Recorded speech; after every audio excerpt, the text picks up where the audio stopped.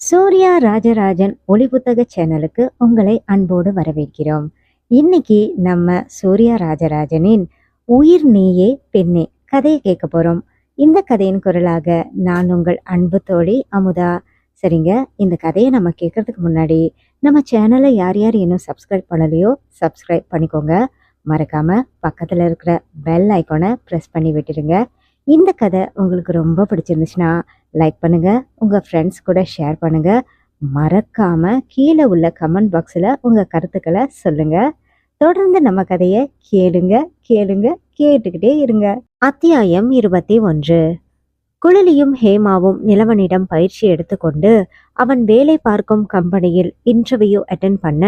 இன்டர்வியூவும் இலகுவாகத்தான் இருந்தது.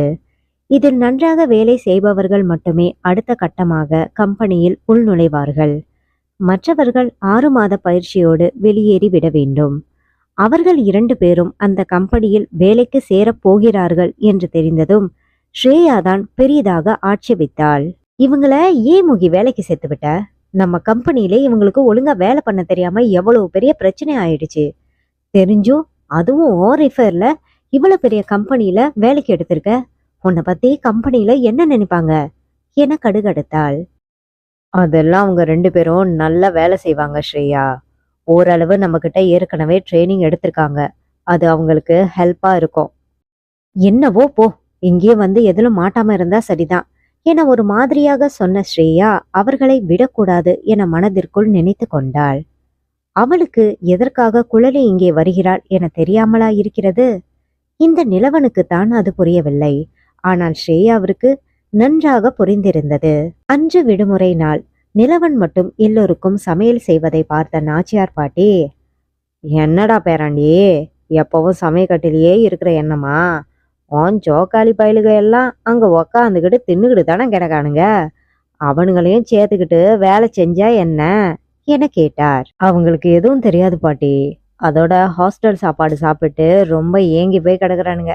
அதனாலதான் நானே செய்யறேன் என புன்னகையோடு சொன்னான். குழலி சொல்வது மாதிரி இவன் சரியான இளிச்சவாயன்தான் போல என நினைத்து கொண்டவர், அடே அப்படியே தெரியாதுன்னுக்கிட்டு வச்சிருந்தா அவனுங்களும் எப்பதான் தெரிஞ்சுக்குவானுங்க? உன்ன மாதிரியே அவனுங்களும் பொண்டாட்டிக்கு ஆக்கி போடுறது இல்லையா என்றவர் எல்லோரையும் அழைத்து ஆளுக்கு ஒரு வேலையை கொடுக்க எல்லோரும் முகம் சுருக்கினாலும் நாச்சியார் குமட்டிலேயே குத்துவதால் வேறு வழி இல்லாமல் வேலையை செய்ய ஆரம்பித்தார்கள். ஸ்ரேயா வேலை செய்ய ரொம்பவும் முறுக்கிக் கொள்ள அவளிடம் வீட்டை பெருக்குவது துடைப்பது என கொஞ்சம் அதிகமாகவே வேலையை கொடுத்தார். அவனுங்க தான் தடி பசங்க, வேலை தெரியலன்னுட்டு ஓடுறானுவ. உங்களுக்கு என்னடி? இன்னொரு வீட்டுல போய் வாழ போற பொண்ணுங்க வேலை பழகிக்குங்க, அப்பதான் நல்லது என வாட்டி எடுத்தார். ஸ்ரேயா தனியாக வந்து நிலவனிடம் புலம்பி தீர்த்தாள். எல்லாம் உன் பொண்டாட்டி வேலைதான். அவதான் நாங்க சும்மா உட்காந்து சாப்பிடுறோம்னு அந்த கிழவிக்கிட்ட ஏதோ சொல்லி கொடுத்து எங்களை எல்லாம் இப்படி வேலை வாங்க வைக்கிறா. அவளை சும்மாவே விடமாட்டான் பாரு என பொறுமை கொண்டிருந்தாள். வயசானவங்கள கொஞ்சம் மரியாதையா பேசு ஸ்ரீ. அவ ஏன் அப்படி பண்ண போறா? பாட்டி தான் ஏதோ தப்பா புரிஞ்சுக்கிட்டு வேலை வாங்குறாங்க. அவங்க எவ்வளவு நாள் இருக்க போறாங்க? இருக்கிற வரைக்கும் செய்ய வேண்டியது தானே. உன் பொண்டாட்டியையும் அவ சொந்தங்களையும் சொன்னா உனக்கு உடனே கோபம் வந்துடுமே. எனக்கு இந்த வேலையெல்லாம் செய்யணும்னு எந்த அவசியமும் இல்ல. இந்த கிளம்பி போன அப்புறம் சொல்லு, அதுக்கு பிறகு நான் இங்க வரேன் என சொல்லிவிட்டு கோபத்தோடு கிளம்பி விட்டாள். அன்று மதியத்திற்கு அப்பளம் பொரிக்கும் வேலையை குழலியிடம் கொடுத்திருக்க அவளோ தன் காதலை எப்படியாவது நிலவனிடம் புரிய வைக்கும் தீவிர முயற்சியில் இருந்தாள். அதனால் அப்பளத்தின் மேல் மார்க்கரால் ஐ லவ் யூ நிலா என ஹார்ட்டிடுடன் எழுதி அதை பொறித்து எடுத்திருந்தாள். நிலவனை ஆசையாக பார்த்தபடி அவனிடம் அப்பளத்தை எடுத்து வைத்திருந்த தட்டை வைக்க, விஷ்ணுவோ ஹை அப்பளோ என்றபடி வேகமாக அடித்து நொறுக்கி அப்பளத்தை இழுத்திருக்க அவள் எழுதியிருந்த ஐ லவ் யூ வாசகம் அப்பளத்தோடு சேர்ந்து நொறுங்கி இருந்தது. விஷ்ணுவை முறைத்து பார்த்தவள், இவன் இருக்கிற வரைக்கும் நான் என் காதல சொல்லவே முடியாது. எப்பவும் நந்தி மாதிரி வந்து எல்லாத்தையும் கெடுத்து விட்டுறான். ஏற்கனவே 2-3 முறை இப்படி ஏதாவது செய்து அவள் திட்டத்தை சொதப்பி விட்டிருந்தான். நாச்சியாரிடம் சென்றவள் விஷ்ணு செய்ததை சொல்ல அவரோ கெக்கபெக்கேவென்று சிரித்தார். ஏண்டி சோழ நாட்டு இளவரசி, உன் காதல சொல்ல இந்த வழிதான் உனக்கு கிடைச்சதோ? நேரா அவனை கூப்பிட்டு சொல்றத விட்டுட்டு அப்பளம் பொரிச்சாலாம், அதுல எழுதி வச்சாலாம். அந்த கடங்கார பையன் அதை நொறுக்கி தள்ளிட்டானாம். முகத்தை பார்க்காமலேயே கண்ணாலம் பண்ற அந்த காலத்திலேயே உன் தாத்தனை கண்ணடிச்சு கூப்பிட்டபடி நானு. நீ செஞ்சாலும் செஞ்சிருப்ப கிழவி. நீ இருக்கிற இருப்புக்கு உனக்கு 10 பிள்ளையே கம்மிதான். ஏதோ என் தாத்தங்காரன் சுதாரிச்சுட்டான். உன் காலத்துல மாதிரி இந்த காலத்துல அப்படியெல்லாம் நேரா போய் சொன்னா எனக்கு இஷ்டம் இல்லைன்னு பதில் சொல்லிட்டு போயிடுவாங்க பாட்டி. அதுலயும் முகிய சொல்லவே வேண்டாம். அவங்க ஆபீஸ்ல அத்தனை அழகான பொண்ணுங்க அவனை சுத்தி வருது. அதையே வேண்டாம்னு சொல்றவன் என்ன மட்டும் எப்படி உடனே ஓகே பண்ணுவான் என கேட்க நாச்சியார் அவளை விசித்திரமாக பார்த்தார். என்னடி கூறு கிடைச்சிருக்கியா இருக்க? அவெல்லாம் கூட வேலை பார்க்கறவதான். ஆனா நீ அவன் பொண்டாட்டி. உனக்கு எல்லா உரிமையும் இருக்கு. அவன் மனசை தெரிஞ்சுக்கணும்னு நீ ஆசைப்படுற ஒரே காரணத்துக்காக தான் நீ சொல்றதையெல்லாம் நான் கேட்டுக்கிட்டு இருக்கேன். இல்லைனா நானே கூப்பிட்டு சொல்லி போட்டு போயிடுவேன். ஐயோ பாட்டி, அந்த மாதிரி எல்லாம் எதுவும் செஞ்சிடாத. கொஞ்சம் டைம் கொடு, நான் எப்படியும் அவன்கிட்ட சொல்லிடுறேன். மாலை அவர்களுக்காக ஸ்நாக்ஸ் செய்திருக்க அதை டிஷ்யூவில் வைத்து எடுத்து போன குழலி திடீரென்ற தோன்றிய யோசனையாக டிஷ்யூவில் ஐ லவ் யூ என எழுதி வைத்து அதற்கு மேல் பக்கோடாவை வைத்து நிலவனிடம் தரப்போக வழக்கம் போல அதை பிடுங்கிய விஷ்ணு பக்கோடாவை வேக வேகமாக தின்றுவிட்டு டிஷ்யூவில் வாயையும் மூக்கையும் துடைத்துவிட்டு குப்பை கூடையில் போட குழலி பொங்கி எழுந்து விட்டாள். கை கழுவ வந்த விஷ்ணுவை தனியாக இழுத்து வந்த குழலி அவனை நாச்சியார் முன் நிறுத்த அவரோ அவர் அமர்ந்திருந்த சேரின் முன் அவனை மண்டியிட வைத்து தலைமுடியை பிடித்து ஆட்டியபடி, ஏண்டா காலையிலிருந்து அவளும் அவன் புருஷங்கிட்ட காதல சொல்ல என்னென்னவோ செய்யறா, நீ இடையில பூந்து எல்லாத்தையும் இடைஞ்சல் பண்ணிக்கிட்டே இருக்க. உன்னை இப்படியே விட்டேன், என் பேத்தையையும் பேரனையும் சேரவே விடமாட்ட என முடியை பிடித்து கொண்டே மண்டையில் மாவாட்ட, ஐயோ பாட்டி விடுங்க வலிக்குது என விஷ்ணு கதற ஆரம்பித்தான். ரொம்ப கத்துறான் பாட்டி, முகிக்கு தெரிஞ்சா தேவையில்லாத பிரச்சனை, விட்டுடுங்க என சொன்ன குழலி விஷ்ணுவிடம் திரும்பி, இங்க பாருடா, இங்க நடந்தத போய் வெளியில சொன்ன திரும்ப பேச முடியாதபடி பண்ணிடுவேன் பாத்துக்க என சொன்னாள். அம்மா பரதேவதையே, தயவு செஞ்சு என்ன காப்பாத்தி விடுமா. நான் யாருக்கிட்டையும் எதையும் சொல்ல மாட்டேன். என்ன ஆளை விட்டா போதும். பாட்டி, எனக்கு என்னவோ இவன மாதிரி ஒரு அடிமை தேவைப்படுவான்னு தோணுது என குழலி யோசனையோடு நாச்சியாரை பார்த்தாள். என்னடி சொல்ற? ஆமா பாட்டி, இவன் ரொம்ப நாளா முகி கூட இருக்கிறவன் தான். இவனை நம்ம பக்கம் வச்சுக்கிட்டா அவர்கிட்ட ப்ரப்போஸ் பண்ண எனக்கு வசதியா இருக்கும். ஓ அப்படி சொல்ற? அப்ப சரி. என்னடா பொடி பயல, நீ என்ன சொல்ற என நாச்சியார் அவன் முடியை விட்டபடியே கேட்டார். முடியாதுன்னு சொன்னா விடவா போறீங்க? உங்ககிட்ட இப்படி அடியும் இடியும் வாங்குறதுக்கு நீங்க கேக்குறத செஞ்சுட்டே போகலாம். அப்படி வா வழிக்கு. என் பேத்தி என்ன கேக்குறாளோ அவளுக்கு அந்த உதவி எல்லாம் செஞ்சு கொடு. நீங்க கேக்குறது என்ன, கேட்காதையும் செஞ்சு கொடுக்கறேன். அப்படியே எனக்கு ஒரு சின்ன வேண்டுதல் பாட்டி என விஷ்ணு தலையை சொரிந்தபடி இருவரையும் பார்த்தான். பாட்டியும் பேத்தியும் ஒருவரை ஒருவர் பார்த்து கொண்டு, என்னடா என்ன கேட்க போற என கேட்டார். அது ஒன்னும் இல்ல பாட்டி, உங்க பேத்தி மாதிரியே எனக்கும் ஒருத்தி மேல ஒரு சின்ன இது என சொல்லி ஈ என்று இடித்தான். அடப்பாவி, இவனுக்குள்ளேயும் ஏதோ இருந்திருக்கு பாரு. அது யாருடா அந்த மகராசி?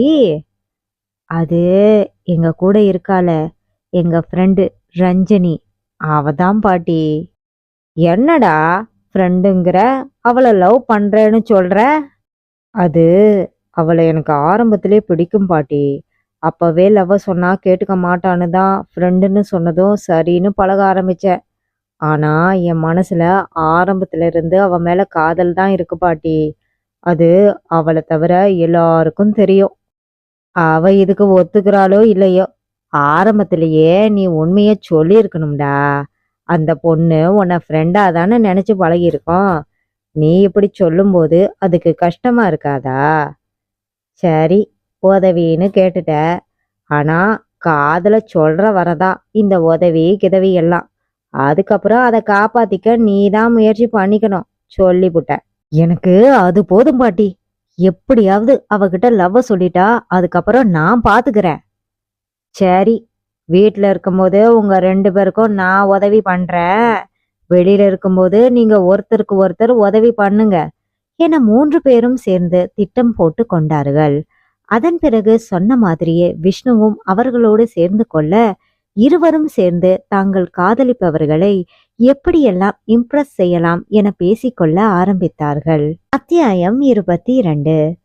குழலியும் ஹேமாவும் நிலவனுடைய அலுவலகத்தில் வேலையில் சேர்ந்திருந்தார்கள். தொடக்கத்தில் கொஞ்சம் வேலை கடினமாகத்தான் தெரிந்தது. ஆனால் நிலவனுடைய உதவியால் ஓரளவு அதை சமாளித்து இப்போது வெற்றிகரமாக தனியாக செய்யும் அளவுக்கு தேறியிருந்தார்கள். ஸ்ரேயா அவருக்கு பிடிக்கவில்லை என்றாலும் அவர்கள் வேறு இடத்தில் இருந்ததால் அவளால் குழலியை ஒன்றும் செய்யவும் முடியவில்லை. எப்போதும் ரஞ்சினியை நிலவன் தான் வீட்டில் இறக்கிவிட்டு விட்டு பிறகு தங்கள் வீட்டிற்கு வருவான். குழலியுடைய நேரம் எப்போது எப்படி என்று தெரியாததால் முடிந்தவரை அவள் ஆட்டோவில் சென்று விடுவாள். மற்ற நேரங்களில் ஹேமாவுடன் சேர்ந்து பஸ்ஸில் சென்று வருவாள். அன்று விஷ்ணு ரஞ்சினியை எப்படியாவது தன்னுடன் அனுப்பி வைக்குமாறு உதவி கேட்க தானும் நிலவனுடன் சேர்ந்து செல்ல இது ஒரு வாய்ப்பு என நினைத்த குழலியும் சம்மதமாக தலையசைத்தாள். அன்று நிலவனுடன் வெளியே வந்த ரஞ்சினியை பிடித்த குழலி, ரஞ்சு ரஞ்சு எனக்காக ஒரு ஹெல்ப் பண்ண ப்ளீஸ் என கண்களை சுருக்கி கெஞ்சினாள். அவளை யோசனையாக பார்த்த ரஞ்சினி, என்ன குழலி, என்ன விஷயம் என கேட்டாள். நிலவனை கண்களால் காட்டி, நான் அவர் கூட போறேன், இன்னைக்கு மட்டும் நீ ஏதாவது சாக்கு சொல்லி கலண்டுக்கோயேன் என சொன்னாள்.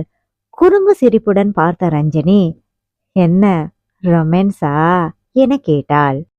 ம் அப்படியே பண்ணிட்டாலும் நீங்க எல்லாம் விட்டுட்டு தான் மறு வேலை பாப்பீங்க. ஏமா நீ வேற வயித்தடிச்சுல கிளப்புற. கொஞ்ச நேரம் கூட அவரை தனியா விட மாட்டேங்கிறீங்க. எங்கிருந்து நான் ரொமான்ஸ் பண்றது? இப்படி அவரை தனியா தள்ளிட்டு போனாதான் எங்கேயாவது ஊர் சுத்த முடியும்.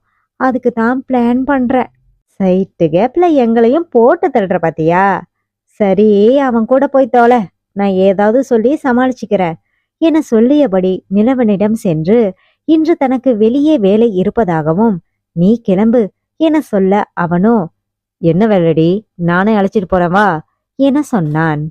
அதெல்லாம் வேண்டாண்டா, எனக்கு கொஞ்சம் லேட் ஆகும், நீ கிளம்பு என சொல்லி கொண்டிருக்க குழலி குறுக்கே புகுந்து தான் வீட்டிற்கு கிளம்பி கொண்டிருப்பதாக சொன்னாள்.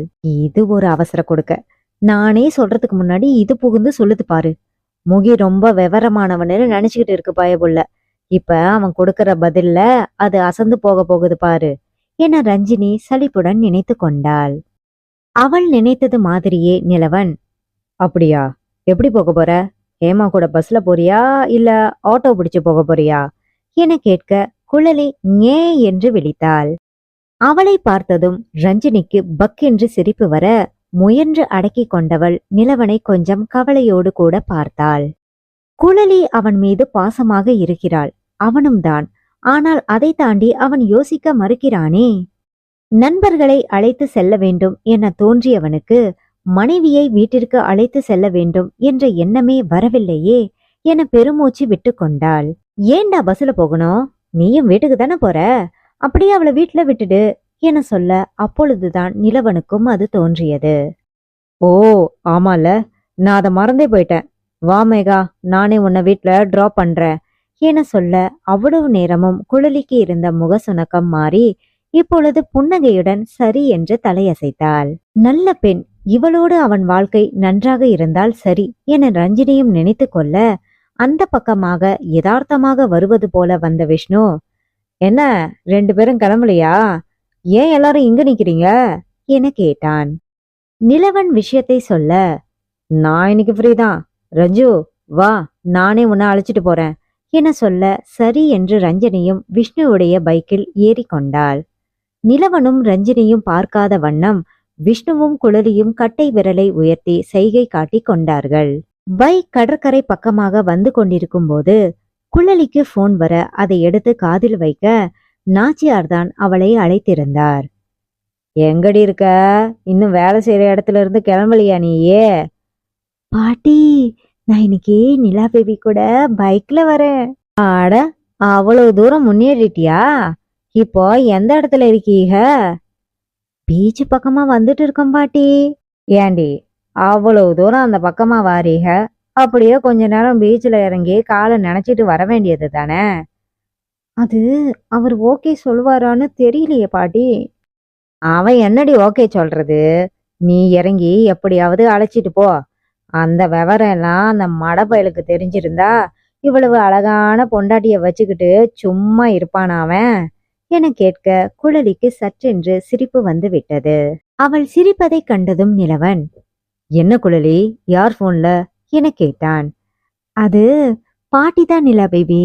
அவங்க பீச்சுக்கு போயிட்டு வர சொல்றாங்க. பீச்சுக்கு எதுக்கு என அவன் கேட்க அந்த பக்கம் இருந்து நாச்சியாருக்கும் அது கேட்டு விட்டது. பாத்தியா பாத்தியா, நான் அப்பவே சொன்னேன்ல, இவன் இதுக்கெல்லாம் சரிபட்டு வரமாட்டான். பொண்டாட்டிய கூட்டிட்டு போறவன் எதுக்குன்னு கேக்குறான் பாரு.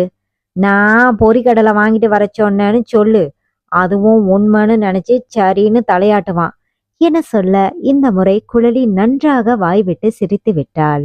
என்ன மேகா, நீ மட்டுமே சிரிக்கிற? பாட்டி அப்படி என்னதான் சொல்றாங்க? அது அவங்களுக்கு பொரிக்கடலை வேணுமா, பீச்ல இருக்கிறது நல்லா இருக்குமா, வாங்கிட்டு வர சொல்றாங்க. ஓ அப்படியா, சரி இரு, பைக்கை ஓரமா நிறுத்துறேன், போய் வாங்கிட்டு வருவோம் என சொல்ல இந்த முறை குழலி மட்டுமல்லாது நாச்சியாரும் நன்றாக சிரித்து விட்டார். ஏன் மேகா, சும்மா சும்மா சிரிச்சுக்கிட்டே இருக்க? இன்னைக்கு என்னதான் ஆச்சு உனக்கு என அவன் புருவம் சுருக்கி அவளை பார்த்தான். அதெல்லாம் ஒண்ணும் இல்லை நிலா பேபி, சும்மாதான் என சொன்னவள் அவன் கைகளை பிடித்து கொண்டு அவனோடு இறங்கி பீச் மணலில் நடந்தாள். அவள் தன் விரல்களோடு விரல்களை கோர்த்திருப்பது அவனுக்கு குறுகுறுப்பை மூட்டினாலும் அவனால் விலகி கொள்ள முடியவில்லை. அவனும் அவளை இறுக பற்றி கொண்டான். நான் சென்னை வந்து ஒரு முறை கூட பீச்சுக்கு வரவே இல்லை. நான் கொஞ்ச நேரம் அலையில விளையாடிட்டு வரவா என கேட்க அவனும் புன்னகையோடு சரி என்று தலையசைத்தான். அன்று அவள் ஸ்கர்ட்டும் டாப்ஸும் தான் அணிந்திருக்க ஸ்கர்ட்டை உயர்த்தி பிடித்தபடி அவள் அலைகளில் விளையாடுவதை அவன் ரசனையோடு பார்த்திருந்தான். ஒரு கட்டத்தில் அவன் திடுக்கிட்டு, என்னடா இது, நாம் ஏன் அவளை இப்படி பார்க்கிறோம்? அவள் மட்டும் நம்மை பார்த்திருந்தால் உண்டு இல்லை என்று ஆக்கி விடுவாளே என நினைத்தவன், ஆத்தாடி, இதுல அந்த கிழவி வேற இங்க இருக்கு, 2 பேரும் சேர்ந்து நம்மள கும்மிடுவாங்க என்றவாறே பக்கவாட்டாக திரும்ப அங்கே சில இளைஞர்கள் பயங்கரமாக ஜொல்லு விட்டு கொண்டிருந்தார்கள். அப்படி யாரை அவர்கள் பார்க்கிறார்கள் என அவர்கள் பார்த்த திசையை நோக்கி திரும்ப அங்கே குழலிதான் அலைகளில் விளையாடி கொண்டிருந்தாள். கோபத்தில் முகம் சிவக்க எழுந்தவன் அலைகளில் விளையாடி கொண்டிருந்த குழலி அருகில் சென்று, கிளம்பலாமா மேகா என கேட்டான். அவளுக்கு மனதில்லை என்றாலும் நேரமாகிவிட்டதால் சரி என்று தலையசைத்தாள். ஸ்கர்ட் ஈரமாக இருந்ததால் சற்றே உயர்த்தி பிடித்து அதிலிருந்த நீரை பிழிந்தபடி குழலி வெளியேறி கொண்டிருக்க அவளை பார்த்து கொண்டிருந்த இளைஞர்களோ இன்னமும் ஆவென்று வாயை பிளந்து அவளைத்தான் பார்த்து கொண்டிருந்தார்கள். அவளை மறைக்காதவாறு திரும்பி நின்று அவர்களை முறைக்க அவர்களோ அவன் கண்டு கொண்டதை எண்ணி சற்றென்று பார்வையை வேறு பக்கம் திருப்பிக் கொண்டார்கள். இருவரும் கிளம்பி பாட்டி கேட்ட பொரிக்கடலையை மறக்காமல் வாங்கி கொண்டு வீடு வந்து சேர்ந்தார்கள். அதன் பிறகு அடிக்கடி நிலவன் நண்பர்களிடம் உதவி கேட்டு நிலவனை தன்னுடன் அழைத்து கொண்டு அங்கே இங்கே என்று சுற்றி திரிந்தாள். எதுவுமே வேலை இல்லை என்றாலும் ஷாப்பிங் என அவனை அழைத்து சென்று லிப்ஸ்டிக், கர்ச்சீஃப் என ஏதாவது வாங்கி கொண்டு திரும்புவாள்.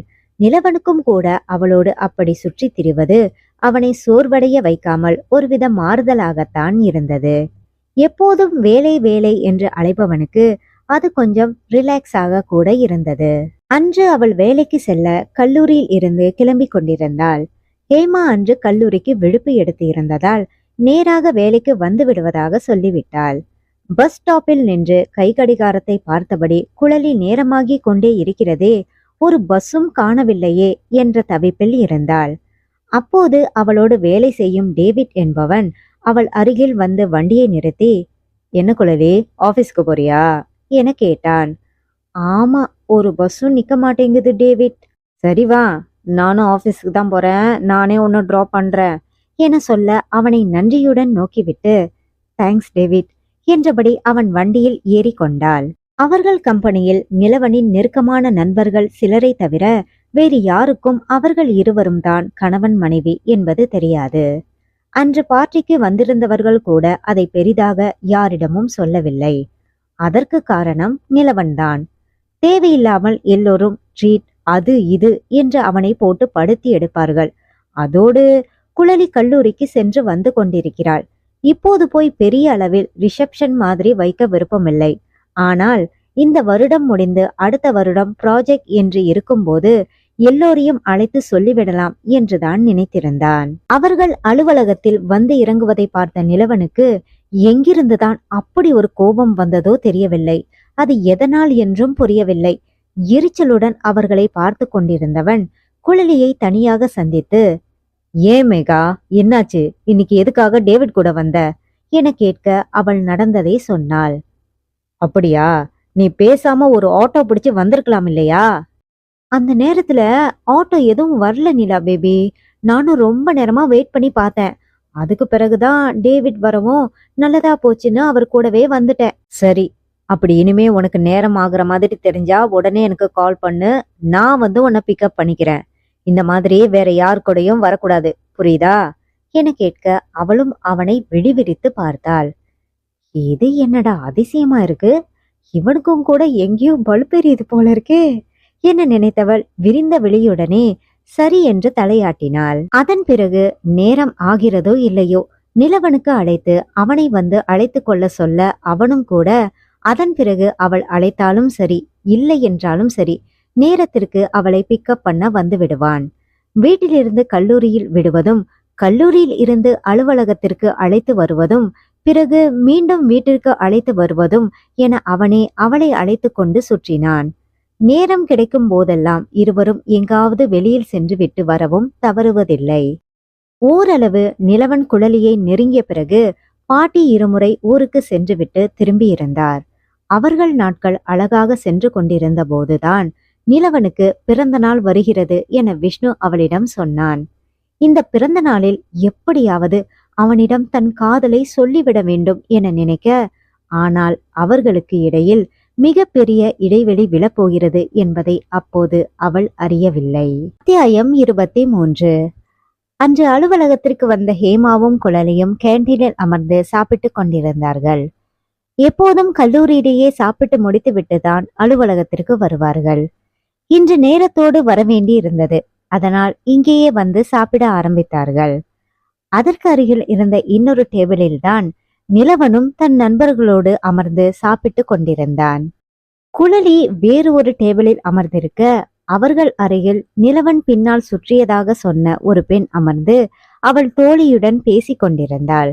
யதார்த்தமாக திரும்புவது போல குழலியின் பக்கம் திரும்பிய அந்த பெண் சுதா, ஏன் குழலி, கேட்கணும்னு நினைச்சேன். நீ இவ்வளவு அழகா இருக்க, எப்படி நிலவனை ஓகே பண்ணுன என கேட்டாள். அது அருகில் அமர்ந்திருந்த நிலவனுக்கு மட்டுமல்லாமல் அவன் நண்பர்களுக்கும் காதில் விழுந்தது. தர்ம சங்கடமாக சுதாவை பார்த்த குழலி, ஏன் இப்படி கேக்குறீங்க? அவருக்கு என்ன குறைச்சல்? எங்க ஊர்ல உள்ள பாதி பொண்ணுங்களுக்கு அவர் ரொம்ப பிடிக்கும். நாங்க கல்யாணம் பண்ணிக்கிட்ட அன்னைக்கு எங்க ஊரே பாதி சோகத்துலதான் இருந்துச்சு. ஏன்னா எல்லா பொண்ணுங்களும் அவ்வளவு தூரம் புலம்பி தீர்த்துட்டாங்க. பொண்ணுங்களுக்கு மட்டுமல்ல, அவங்க அப்பா அம்மாவுக்குமே அவரை ரொம்ப பிடிக்கும்.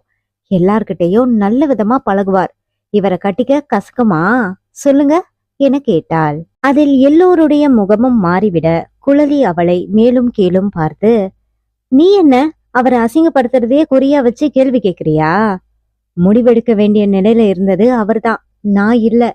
என்னோட முறை பசங்களே அங்க நிறைய பேர் இருந்தாங்க. ஆனா எங்க வீட்டுல யாருக்குமே அவங்கள எனக்குன்னு தேர்ந்தெடுக்கிறதுல விருப்பம் இல்ல. எல்லாருக்குமே ஒரே சாய்ஸா பிடிச்சது முகியதான். அவர் தான் என்ன ஓகே பண்ணுவாரான்னு ரொம்ப யோசிச்சுக்கிட்டு இருந்தோம். நல்ல வேலையா ஒத்துக்கிட்டார். ஒருவேளை அவர் ஒத்துக்கலனா என் கல்யாணம் நின்னு இருக்குமே தவிர நான் வேற யாரையும் கண்டிப்பா கல்யாணமும் பண்ணிருக்க மாட்டேன் என சொன்னாள். அவள் பதில் சுதாவுக்கு மட்டுமல்ல, நிலவன் அவன் நண்பர்கள் அனைவருக்குமே ஆச்சரியம்தான். ஸ்ரேயா மட்டும் கடுப்பில் அமர்ந்திருந்தாள். அவள்தான் சுதாவிடம் அவள் காதில் விழுமாறு இந்த மாதிரியெல்லாம் சொன்னது.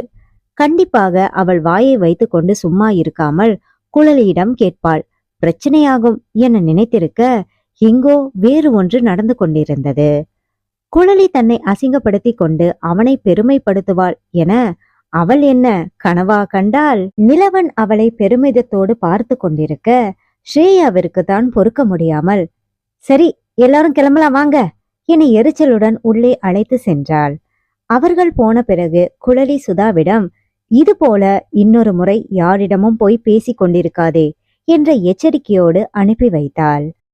மறுநாள் குழலியை அழைத்து கொண்டு நிலவன் கல்லூரிக்கு செல்ல அங்கே அஜித் பார்க் பண்ணும் இடத்தில் வண்டியை நிறுத்திவிட்டு, கல்லூரியில் அவனுக்கு படிப்பு சம்பந்தமான ஒரு சில வேலைகள் இருப்பதால் அவளோடு சேர்ந்து உள்ளே சென்றவன் தன் வேலைகளை முடித்து கொண்டு அவளோடு பேசியபடி பார்க்கிங் வர, அங்கோ அஜித் அவர்களை முறைத்து கொண்டு நின்றிருந்தான். அவனை பார்த்ததும் குழலி புருவம் சுருக்க, இருவரும் பைக் நிறுத்தி இருந்த இடத்தை நெருங்கியதும் அஜித், இது யாரோட பைக் என கோபமாக கேட்டான். நிலவன் தயங்கியபடி, என்னோடதுதான் என சொன்னான். நான் பைக் நிறுத்துற இடத்துல வேற யாரும் நிறுத்தக்கூடாதுன்னு உனக்கு தெரியாதா என அஜித் சீறினான். இது என்ன உன் அப்பா வீட்டு காலேஜா? நீ சொல்ற இடத்துல நாங்க பைக்கை நிறுத்த? நாங்களும் இங்க ஃபீஸ் கட்டி தான் படிக்கிறோம். எங்களுக்கு எங்க தோணுதோ அங்கதான் நிறுத்துவோம். வேணும்னா நீ வேற இடத்துல நிப்பாட்டி வச்சுக்கோ, இல்லையா தூக்கி தலையில வச்சுக்க. இந்த மாதிரி கூப்பிட்டு மிரட்டுற வேலையெல்லாம் எங்கள்கிட்ட வேண்டாம் என அவனுக்கு மேல் குழலி சீறினாள். அஜித் அவளை ஆச்சரியமாக பார்க்க, நிலவனோ பதற்றத்துடன் அவள் கைப்பிடித்து தடுத்து நிறுத்தினான். குழலி சும்மா இரு, தேவையில்லாத பிரச்சனை வேண்டாம் என அவளை அடக்கியவன் அஜித்திடம் திரும்பி, சாரி சார், நான் பார்ட் டைம் காலேஜ் படிக்கிறேன், அதனாலதான் இத பத்தி எதுவும் தெரியல, இனிமே இங்க நிப்பாட்ட மாட்டேன் என சொன்னான். அது அந்த நினப்பு எப்பவும் மைண்ட்ல இருக்கணும் என அஜித் நக்கலாக அவனை பார்த்தான். ஆமா, இல்லனா சார் அப்படியே கிழிச்சு தள்ளிடுவாரு என குழலி அஜித்தை எரித்து விடுவதை போல முறைத்தபடி சொன்னாள். ஏய், வந்ததிலிருந்து நீ தாறுமாறா பேசிட்டு இருக்க, என்னை பத்தி தெரியாது, அப்புறம் விளைவுகள் மோசமா இருக்கும் என அஜித் எகிர, என்னடா பண்ணுவ, பெரிய இவனா நீ என குழலியும் எகிரினாள். நான் யாருன்னு தெரியுமா உனக்கு? என்கிட்ட இப்படி தேவையில்லாம பேசாத என அஜித் மிரட்ட, அவனை மேலேயும் கீழேயும் பார்த்து, அட நிலவேபி, இவனை தெரியுதா? இவன் தான் அவன் என சொல்ல நிலவனுக்கோ ஒன்றும் புரியவில்லை. யார் மேகா, இது உனக்கு தெரிஞ்சவரா? அட இவனு தெரியாதா? அவன்தான் இவன். அவன்தானா? யாரு மேகா? அதான் அவன்னு சொல்றனே, திரும்ப திரும்ப யாருன்னு கேட்டா எப்படி முகி? ஏண்டி என்ன கொள்ளுற? யாருன்னு சொன்னாதானே தெரியும். அட இவன் ஒருத்தண்டா, இவனை தெரியலன்னு சொன்னா விடவா போறான்? என்ன யாருன்னு தெரியுமான்னு திரும்ப திரும்ப கேட்பான். அதுக்கு தெரிஞ்ச மாதிரி ஒரு பில்டப் கொடுப்போமேனு தான் சொன்னேன் என சொல்ல, இந்த முறை நிலவனுக்கு சற்றென்று சிரிப்பு வந்துவிட்டது. ஏய், என்ன திமிரா என அஜித் கொதித்தான். ஆமான்னு சொன்னா என்ன செய்ய போற என குழலி அலட்சியமாய் பேச, ஏய் பொண்ணுன்னு பாக்குறேன், இல்லனா என்னடா பண்ணுவ? நான் பொண்ணுதா, இப்ப என்ன பண்ணுவ?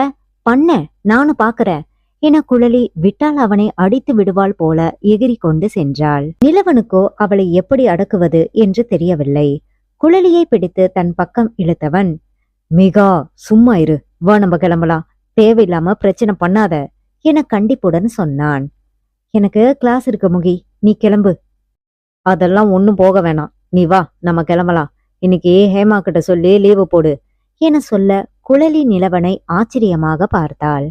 எப்போதும் கல்லூரிக்கு லீவு போடுவது என்றால் அவன் ஒத்துக்கொள்ளவே மாட்டான். கட்டாயம் செல்ல வேண்டும் என்று சொல்வான். அவன் இன்று விடுமுறை எடுக்க சொல்லவும் இதுவும் நல்லதுதான், அவனோடு எங்காவது வெளியில் செல்லலாம் என அவளும் சந்தோஷமாக தலையாட்டி அவன் பைக்கில் ஏறிக்கொண்டாள். அவர்கள் இருவரையும் முறைத்தபடி அஜித் அப்படியே நின்றிருந்தான். 10 நாட்களில் நிலவனுக்கு பிறந்த நாள் என்று இருக்க, அதை பற்றி விஷ்ணு சொல்லி அவனுக்கு பிடித்த அவன் அதிகம் உபயோகிக்கும் ஒரு சில பொருட்களை பற்றி சொல்லி அதில் எதையாவது வாங்கி தருமாறு சொன்னான். குழலியோ அதில் எதை வாங்கி தருவது என்று குழம்பி கடைசியில் எல்லாவற்றையும் தனக்கு பிடித்த மாதிரி வாங்கி தருவது என்று முடிவெடுத்தாள். நிலவனையே தன்னுடன் அழைத்து சென்றவள் அவன் வாங்கும் branded watch, shirt, cooling glass, அவனைப் போலவே மேகநிலா என்று பொறித்த டாலர் அவனுக்கு தெரியாமல் ஆர்டர் செய்தாள். ஆனால் அது வைரங்கள் பதிக்கப்பட்ட டாலர். இன்னும் அவன் உபயோகிக்கும் பொருட்கள் என வாங்கி குவித்தவள் எல்லாவற்றையும் பேக் செய்து பத்திரமாக வாங்கி கொண்டாள். அவள் என்ன வாங்கினாள் என்று நிலவன் கவனிக்கவும் இல்லை, அதை பற்றி கேட்கவும் இல்லை. அவளோடு செல்லும்போது அவளுக்கு தேவைப்படும் ஒரு சில பொருட்களை அவனாகவே வாங்கி கொடுத்தான். நகை கடைக்கு சென்றபோது வைரத்தோடுகளை வாங்கி கொடுக்க அவளுக்கு ஆச்சரியம்தான். நான் எதற்காக இங்கே வந்தேன் என்று ஒரு வார்த்தை கூட கேட்கவில்லை. ஆனால் அப்போது கூட எனக்கு பார்த்து பார்த்து வாங்கி தருகிறானே என நினைத்தாள். அவன் பிறந்த நாள் வரை இருந்த அந்த 10 நாட்களும் குழலிக்கு நிலவனுடன் நெருக்கம் அதிகரித்துதான் இருந்தது. என்னவோ அவன் தன்னுடன் நெருங்கி விட்டதை போல தோன்ற இந்த பிறந்த நாளிலேயே அவளுடைய காதலை சொல்லலாம் என முடிவெடுத்தாள். அன்றைய நாளை அவள் ஆசையுடன் எதிர்பார்த்து இருக்க, பின்னாளில் அந்த நாள் ஏண்டா வந்தது என வெறுத்து போகும் அளவுக்கு அந்த நாள் அமைந்தது. நிலவனுடைய பிறந்த நாளுக்கு என்று அன்று மிகப்பெரிய ஹோட்டல் ஒன்றில் பார்ட்டி ஏற்பாடு செய்தார்கள். அதில் அவர்களுடைய அலுவலக நண்பர்களும் கலந்து கொள்ள இருந்ததால் குழலி அன்று டிசைனர் சாரி ஒன்றை அணிந்திருந்தாள். அது அவளுக்கு வெகுவாக பொருந்தி இருக்க அவளை நிலவன் வைத்த கண் வாங்காமல் பார்த்தான். அதே போல நிலவன் எப்போதும் போல பூ போட்ட சட்டை அணியாமல் பிராண்டட் ஷர்ட் பேண்ட் சகிதம் அவனும் அழகனாக இருக்க குழலிக்கு அவனை பார்த்து கண்களை எடுக்கவே முடியவில்லை. இருவரும் ஒருவரை ஒருவர் பார்த்து கொண்டு ஒருவித மோன நிலையில் நின்றிருக்க அவள் அருகே வந்தவன் பெருவிரலால் கன்னம் வருடி இதழில் மென்மையாக இதழ் பதித்தான். அவன் நினைவு தெரிந்து அவனாக கொடுக்கின்ற முதல் முத்தம் அல்லவா, அதுவும் அவன் பிறந்த நாள் அன்று. குழலி ஆசையுடன் அவன் இதழ் அணைப்பை ஏற்றுக்கொண்டவள் தானும் அதற்கு எதிர்வினையாற்ற அவள் இடையை வளைத்து இன்னும் அவளை நெருக்கி அவள் இதழில் ஆழ்ந்திருந்தான். வெகு நேரம் கழித்து அவளை விட்டு விலகியவன், நீ இன்னைக்கு ரொம்ப அழகா இருக்க மேகா என அவள் காதருகில் குனிந்து சொல்ல அவளுக்குத்தான் இதயம் வேகமாக துடித்தது. முகம் சிவந்து நின்றிருந்தவள், நீங்களும் தான் என மெல்லிய குரலில் சொன்னாள். வெளியே பேச்சு குரல்கள் கேட்க எல்லோரும் வந்துவிட்டார்கள் என சொல்லி அவர்களை அழைத்து சென்றவன் அவர்களோடு சேர்ந்து அந்த ஹோட்டலுக்கு கிளம்பினான். அங்கே நிலவனுக்கு ஆர்ப்பாட்டமான வரவேற்பு தான். அவனும் வழக்கம் போல அவர்களை கிண்டல் கேலி செய்தபடி உள்ளே நுழைந்தான். நிலவனுக்கு எத்தனை பெரிய இடமாக இருந்தாலும் இந்த வாய் மட்டும் ஓயாது. ஆபீஸிலும் அப்படித்தான். ஒவ்வொருவருக்கு ஒவ்வொரு பட்டப்பேர் வைத்து அழைத்து கொண்டிருப்பான். அடியே கோலமாவு கோகிலா, உன்கிட்ட தானே கேக்குக்கு ஆர்டர் பண்ண கொடுத்திருந்தேன். என்னடி இன்னும் காணோம்? ஒருவேளை வாங்கிட்டு வரும்போது உன் யோகி பாபு மாமா அதை முழுங்கிட்டு வந்துட்டானா என அவனுடன் வேலை பார்க்கும் கோகிலாவை வம்பிழுத்து கொண்டிருந்தான். வாய் வாய் வாய் மட்டும் இல்லைன்னா உன்னையெல்லாம் நாய் தூக்கிட்டு போயிட்டோம்டா. இன்னும் கொஞ்ச நேரத்துல வந்துடுவான், போய் நீங்க மத்த வேலையெல்லாம் பாருங்க என நொடித்தபடி கோகிலா அங்கிருந்து நகர்ந்தாள். என்னடா இந்த கோணவாய் கோகிலா இப்படி சலிச்சுக்கிறா? ஒருவேளை அவன் மாமங்கார யோகி பாபு சொன்ன உடனே கோவம் வந்துருச்சோ? ஏன்டா அவளை வம்பழுத்துக்கிட்டே இருக்க? ஆல்ரெடி அவளுக்கு விக்னேஷ் சிவன் வெயிட் பண்ணிக்கிட்டு இருக்காரு. நீ யோகி பாபுவை கோத்து விட பாக்குற என விஷ்ணு அவன் தோளில் தட்டி சிரித்தான். டேய், இவளுக்கு விக்னேஷ் சிவன் ஓவர்னு தான் அவனை கோத்து விட பாக்குறேன்டா. எனக்கும் கூட இது தோணுச்சு. பாவன் நல்ல பையன், பொழைச்சிட்டு போகட்டும்னு பார்த்தேன். ஆனா அவன் தான் விடாம இவ பின்னாடி சுத்துறானே. அப்புறம் அவன் தலையெழுத்து, நாம என்ன பண்ண முடியும்? சரி வா, சாப்பாடு எல்லாம் ரெடி ஆச்சான்னு பார்த்துட்டு வருவோம். அதெல்லாம் ஆல்ரெடி பார்த்துட்டேன்டா, எல்லாம் ரெடி பண்ணி அடுக்கி வச்சுட்டாங்க. நண்பேண்டா, நமக்கு எதுல ஒத்துமை இருக்கோ இல்லையோ இந்த விஷயத்துல இருக்கு என அவனை அணைத்தபடி அங்கிருந்து அழைத்து சென்றான். கல்யாணத்திற்கு பிறகு வரும் முதல் பிறந்த நாள் என்பதால் குழலியும் நிலவன் அருகில் நின்று கேக்கை வெட்டினாள். குழலி அருகில் நின்றதாலோ என்னவோ அவளை கவனிக்காமல் எப்போதும் போல நண்பர்களுக்கு கேக்கை கொடுத்து கொண்டிருக்க குழலிக்கு முகம் மாறி போனது. அதை கவனித்த கண்மணி, டேய், இன்னமும் எங்களுக்கே கேக் கொடுத்துக்கிட்டு இருந்தா எப்படிரா? உன் பொண்டாட்டி பக்கத்துல நிக்கிறா, அவளுக்கு கொடுடா என சொல்ல அப்போதுதான் அவளை திரும்பி பார்த்தான். ஏய் சாரி மேகா, நீ பக்கத்துல நின்னதால உன்னை கவனிக்கல என்றபடி ஒரு கேக் துண்டை எடுத்துக்கொண்டு அவள் அருகில் செல்ல, கொஞ்சம் இருடா என்றபடி அவர்களை புகைப்படமாக எடுத்துக்கொண்டார்கள். அவளுக்கும் கொஞ்சம் மனதிற்குள் வலித்தாலும் அதை காட்டிக்கொள்ளாமல் புன்னகையோடு அவன் கொடுத்த கேக்கை வாங்கி கொண்டு தானும் ஒரு சிறு துண்டை வெட்டி அவனுக்கு கொடுத்தாள். நடந்ததையெல்லாம் பார்த்து கொண்டிருந்த ஸ்ரேயா அவளை கேலியாக பார்க்கவும் தவறவில்லை. அதை பார்த்து குழலிக்கு கோபம் வந்தாலும் சூழ்நிலை கருதி அடக்கி கொண்டாள். அன்று கார்மேக குழலி புடவையில் அழகாக இருப்பதாக பலரின் பாராட்டுகளை பெற்றாள். இதுவரை அவளை புடவையில் பார்த்ததில்லை என்பதால் பலரும் அவளுக்கு புடவைதான் கூடுதல் அழகு என்று சொன்னார்கள். ஏற்கனவே பேரழகிதான். இன்று இன்னும் அழகோடு ஜொலித்துக் கொண்டிருந்தாள். அவளை எல்லோரும் புகழ்வதை ஸ்ரேயாவால் தாங்கவே முடியவில்லை. ஏதாவது செய்ய வேண்டுமே என்று அதே யோசனையில் இருந்தாள். அலுவலகத்தில் இருந்த ஒரு சில ஆண்கள் கூட குழலியை பாராட்ட நிலவனுக்குத்தான் பார்க்க பொச பொசவென்று இருந்தது. அவளை கண்களால் தள்ளி வரும்படி சைகை காட்டிவிட்டு அவன் முன்னால் செல்ல, வெட்கத்துடன் குழலி சுற்றுமுற்றும் பார்த்துவிட்டு அவன் பின்னால் செல்ல, திடீரென்று அந்த சுதா எங்கிருந்துதான் வந்தாளோ அவளை பிடித்து கொண்டு தேவையில்லாத கதை பேசினாள். நல்ல வேளையாக கண்மணி அவளிடம் பேச்சு கொடுத்ததால் குழலி தப்பித்து நிலவன் நின்ற இடம் நோக்கி செல்ல, அங்கோ நிலவன் ஸ்ரேயாவை அணைத்திருந்தான். குழலி அவர்களை யோசனையோடு பார்த்திருந்தவள் சுதா திடீரென்று வந்து பேசியதற்கும் இங்கே இப்படி நடப்பதற்கும் ஏதோ சம்பந்தம் இருக்கிறது என புரிந்து கொண்டாள். மற்றபடி ஸ்ரேயா எதிர்பார்த்ததை போல அவள் நிலவனை எந்த சந்தேகமும் படவில்லை.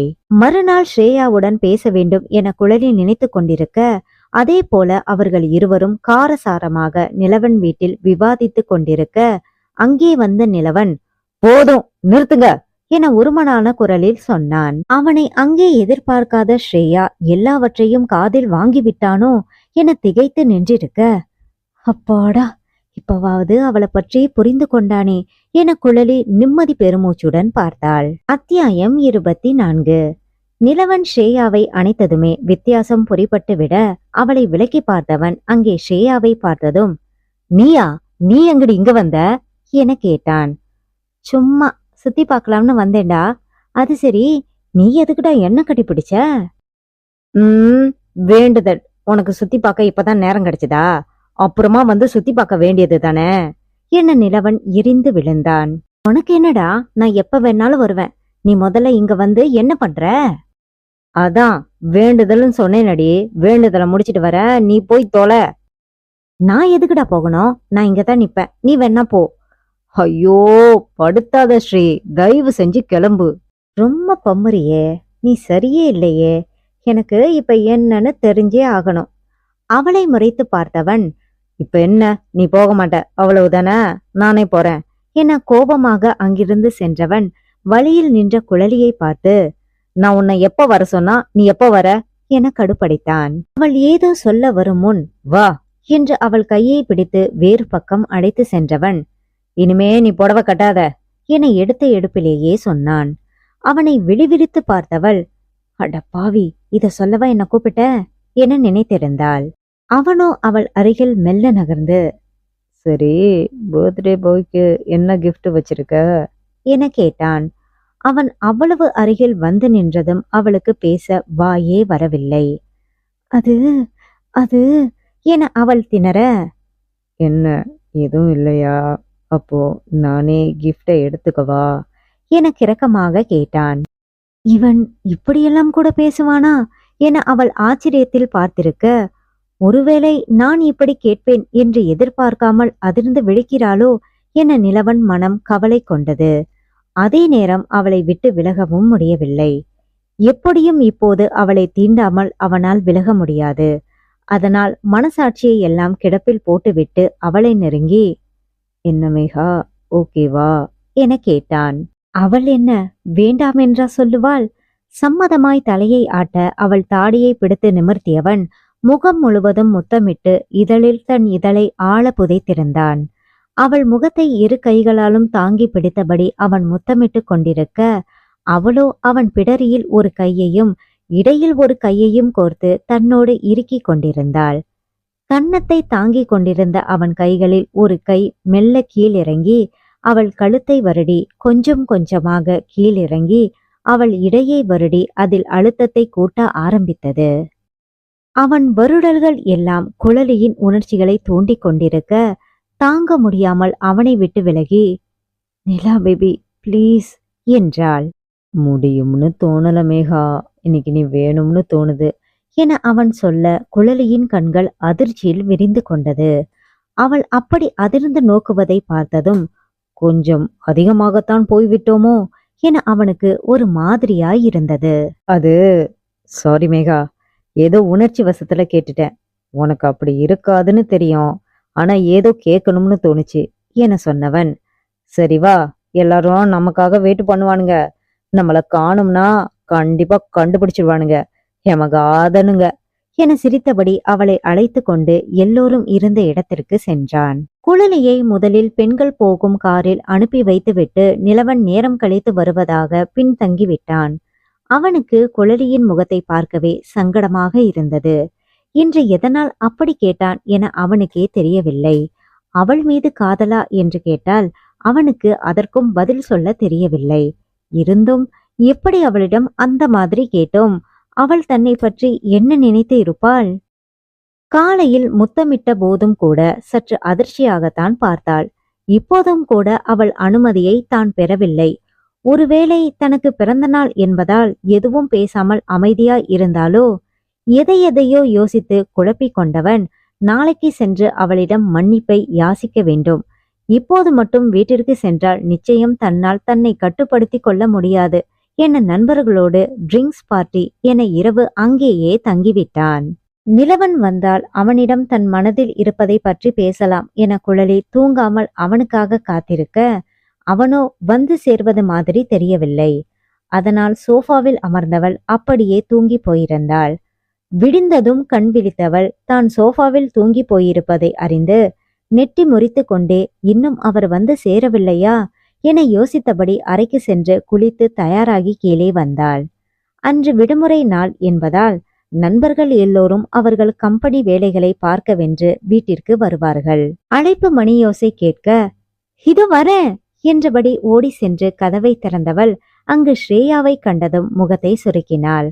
ஆனால் ஒன்றும் பேசாமல் கதவை திறந்துவிட்டு உள்ளே செல்ல ஸ்ரேயாவோ அவளை சொடக்கிட்டு அழைத்தாள். என்ன மேடம், உன் வீட்டுக்காரனை ரொம்ப ஆவலா எதிர்பார்த்து காத்துக்கிட்டு இருந்து ஏமாந்து போயிட்டியா என நக்களுடன் ஸ்ரேயா கேட்டாள். அவளை திரும்பி பார்த்த குழலி ஒன்றும் பேசாமல் அவளே பேசட்டும் என்பதை போல பார்த்திருந்தாள். நேத்து அவன் உன்கிட்ட கொஞ்சம் ஓவரா ரொமான்ஸ் பண்ண உடனே நீ மயங்கிட்டியோ? அவனும் பையன் தானே, நீ அழகா இருக்கவும் கொஞ்சம் சலனப்பட்டிருப்பான். அதுக்காக அவன் உன்னை உருகி உருகி காதலிக்கிறான்னு தப்பா நினைச்சுக்காதம்மா. அப்படி எதுவும் இருந்தா முகத்துக்கு நேரா சொல்லியிருப்பான். சொல்லலன்னா உனக்கே புரிஞ்சிருக்கணும். ஆனா நீதான் அவன் எப்ப தொடுவான் மயங்கலாம்னு காத்துக்கிட்டு இருக்கியே. உன் புத்தி எல்லாருக்கும் இருக்காது ஸ்ரேயா. அந்த பக்கம் சுதாவை என்கிட்ட பேச அனுப்பிட்டு இந்த பக்கம் எதுவுமே தெரியாத மாதிரி அவரை கட்டி பிடிச்சு நின்னவதானே நீ. நீ எல்லாம் ஒரு ஆளுன்னு நீ சொன்னதும் அவரை நான் சந்தேகப்படுவேன்னு நினைச்சியா? அவர் வரட்டும், அவர்கிட்டயே கேக்குறேன். நீ சொன்ன மாதிரி அவர் என்ன காதலால நெருங்காம லஸ்டுக்காக நெருங்கி இருந்தா நீ என்ன சொல்றது? நானே அவர் பக்கத்துல கூட போக மாட்டேன். யாரு நீயா? அவனே உன்னை விட்டாலும் நீ அவனை விட மாட்ட. அவன் உன்னை தொடரப்ப இப்படி உருகி போய் நின்னா அவன் உன்னை எதுக்காக நெருங்கி வந்தான்னு காரணம் சொல்லிக்கிட்டா இருப்பான். காதல்னு சொல்லி அவனை கரெக்ட் பண்ணி பார்த்த, எதுவும் நடக்கலன்னதோ இப்படி அழக காட்டி கரெக்ட் பண்ண பாக்குற. இது புதுசா இல்ல பலமுறை இதே மாதிரி செஞ்ச அனுபவம் இருக்கா என ஸ்ரேயா வார்த்தையில் விஷத்தை தோய்த்து கேட்டாள். அதற்கு மேல் குழலிக்கு நிதானம் இல்லாமல் போக, ஸ்ரேயா என்றபடி ஓங்கி அவளை அடித்திருந்தாள். உன்ன மாதிரி எல்லாரையும் நினைச்சிட்டியா? அடுத்தவன் புருஷனை கொஞ்சம் கூட வெக்கமே இல்லாம அணைச்சுக்கிட்டு நிக்கிற நீ எல்லாம் என்ன பத்தி பேச வந்துட்ட? வெக்கங்கட்ட ஜென்மம், நீ எல்லாம் ஒரு பொண்ணுன்னு வெளியே சொல்லிடாத, காரி துப்பிடுவாங்க என சொல்லிக் கொண்டிருக்க அப்போதுதான் போதும் நிறுத்துங்க என்றபடி நிலவன் உள்ளே வந்திருந்தான். அவனோடு சேர்ந்து அவனுக்கு பின்னாலேயே அவனது நண்பர்களும் வந்திருந்தார்கள். நல்ல வேளையாக நிலவன் வந்துவிட்டான். இவள் பேசியதை கண்டிப்பாக கேட்டிருப்பான். இனி அவளை விடமாட்டான் என குழலி ஸ்ரேயாவை நக்கலாக பார்த்திருக்க, அவளோ முகமிளறி நின்றிருந்தாள். நீ பேசுனதுக்கு இதே வேற யாராவது உன் இடத்துல இருந்திருந்தா கண்டிப்பா அரைஞ்சு தள்ளியிருப்பேன். ஆனா நீ என் பொண்டாட்டியாச்சேன்னு பாக்குறேன் என குழலியை நோக்கி சுட்டு விரலை காட்ட, அதுவரை ஸ்ரேயா தன்னைத்தான் பேசுகிறானோ என நினைத்திருந்தவள் குழலியை காட்டவும், அப்பாடா தப்பித்தோம் என மனதுக்குள் சொல்லிக் கொண்டாள். அதே நேரம் குழலியோ உச்சக்கட்ட அதிர்ச்சியில் நிலவனை வெறித்து பார்த்திருந்தாள். அன்னைக்கே உங்ககிட்ட என்ன சொன்ன? எங்க நட்பை கொச்சப்படுத்துற மாதிரி பேசுனா சும்மா விட மாட்டேன்னு சொன்னேனா இல்லையா? எவ்வளவு தைரியம் இருந்தா மறுபடியும் அவகிட்ட அதே மாதிரி பேசுவ? நான் அமைதியா இருக்கேன், எல்லாத்துக்கும் சிரிச்சுக்கிறேன்னு என்ன கேனையன்னு நினைச்சுக்கிட்டியா? என் கோபத்தை நீ பார்த்ததில்லையே. இன்னொரு முறை அவளை இதே மாதிரி பேசிப்பாரு, அப்ப தெரியும். இல்ல, அவதான் மோசமா பேசினா என தொண்டை அடைக்க குழலி சொல்ல, நிலவனோ அவளை வெறுப்புடன் பார்த்து, பொய் சொல்றியா மேகா என கேட்டான். அவனின் அந்த கேள்வியில் குழலி அடிபட்ட பார்வை பார்க்க, அவனுக்கோ அவளை புரிந்து கொள்ள முடியாத அளவுக்கு கோபம் எல்லையை கடந்திருந்தது. ராம் அவனை சமாதானப்படுத்த நினைத்து, இங்க என்ன நடந்துச்சுன்னு தெரியாம எதுவும் பேசாதடா, எதுவா இருந்தாலும் அப்புறம் பேசிக்கலாம், தள்ளி போடு என சொன்னான். ஸ்ரேயா கோபத்துடன், அப்போ அவ சொல்ற மாதிரி நான் தான் ஏதாவது பேசியிருப்பேன்னு நீ நினைக்கிறியாடா என கேட்டாள். அப்படி இல்ல, ஆனா பிரச்சனை பெருசாக வேண்டாம்னு தான் சொன்னேன். ஏன் வேண்டாம்னு சொல்ற? இவளுக்கு எப்பவும் இதுதான் வேலை. என்னை பத்தி தப்பா பேசுறது, என்னை பத்தி குறை சொல்றதுன்னு இதையே செஞ்சுக்கிட்டு இருக்கா. இவளுக்கு என் மேல என்னதான் காண்டுன்னு எனக்கு இப்பவே தெரிஞ்சாகணும் என இதுதான் சமயம் என ஸ்ரேயா அவர்கள் சண்டையை ஊதி பெரிதாக்கினாள். அவளுக்கு உன் மேல என்னடி காண்டி இருக்க போகுது? தேவையில்லாம ஏதாவது நினைச்சு நீயே உன்னை போட்டு குழப்பிக்காத என கண்மணி அவளை சமாதானப்படுத்தினாள். அதற்குள் நிலவன் அவளுக்கு ஆதரவாக, இல்ல கண்மணி, நானே கூட கவனிச்சிருக்கேன், இவ எப்பவும் இதத்தான் பண்றா. அந்த சிஸ்டம் கரப்ட் ஆனப்போ இவ வேலையா இருக்குமோன்னு முதல்ல இவளைத்தான் குறை சொன்னான். அப்படியெல்லாம் இருக்காதுன்னு நான் சமாதானப்படுத்தவும் தான் அத பத்தி மறுபடி பேசல. அதுக்கப்புறம் அவங்க பாட்டி கிட்ட சொல்லி இவளை மட்டும் அதிக வேலை வாங்கினது. அன்னைக்கு நம்ம ரிசார்ட் போனப்போ கூட என்கிட்ட ஏதோ நெருங்கி பழகுறான்னு சொல்றா. இத்தனை வருஷமா உங்க எல்லார் கூடயும் ஃப்ரெண்ட்ஸா பழகுறேன். அவ என் மேல ஆசைப்பட்டா என்னால புரிஞ்சுக்க முடியாதா? இல்லனா நீங்க யாரும் சொல்லியிருக்க மாட்டீங்களா? அதெல்லாம் விடுங்க. நான் ஃப்ரெண்ட்ஷிப்புக்கு எவ்வளவு முக்கியத்துவம் கொடுப்பேன்னு உங்களுக்கே தெரியும். நான் எப்படி இதை ஆதரிப்பேன் சொல்லுங்க என கோபத்தோடு கேட்டான். அவன் பேச பேச நண்பர்களுக்கு முகம் மாறி போனது. ஸ்ரேயாவை பற்றி தெரிந்தும் சொல்லாமல் இருந்ததற்காக இப்போது வருத்தப்பட்டார்கள். இந்த நிலையில் சொன்னால் அது நிலவனின் கோபத்தை கூட்டக்கூடும் என்பதால் அமைதி காத்தார்கள். ஆனால் குழலி அவர்களாவது ஏதாவது பேசுவார்கள் என எதிர்பார்த்து ஏமாந்து போனாள். நேத்து ஸ்ரேயாவை யாருன்னு தெரியாம தான் நான் கட்டிப்பிடிச்சேன். இதுல அவ தப்பு எதுவுமே இல்ல. இவ அங்க நிக்கும் போதே ஏதோ பிரச்சனையாக போகுதுன்னு நினைச்சேன். இப்போ ஸ்ரேயா தனியா மாட்டினதும் அவகிட்ட சண்டை போட்டுக்கிட்டு இருக்கா. எங்களுக்கு கல்யாணம் ஆச்சுங்கிறதுல பொண்டாட்டின்னு சொல்லி இவ இஷ்டத்துக்கு என்ன வேணாலும் என்ன வச்சு சண்டை போடுவாளா? எனக்கு ரொம்ப அசிங்கமா இருக்கு. நீங்க சொன்ன மாதிரி நான் எதுவுமே பண்ணல. ஆனா இதெல்லாம் இல்லைன்னா கூட நமக்கு கல்யாணம் ஆனது உண்மைதானே? நான் தானே உங்க பொண்டாட்டி. அதுக்கான உரிமையும் உங்களுக்கு தெரியும் தானே? அதை எப்படி தப்புன்னு சொல்றீங்க என குழலி குரலில் உணர்வை காட்டாமல் கேட்டாள். தாலி கட்டுனா மட்டும் உனக்கு உரிமை வந்துடும்னு நினைச்சியா? நான் என்ன உன்னை ஆசைப்பட்டா கல்யாணம் பண்ணிக்கிட்டேன்?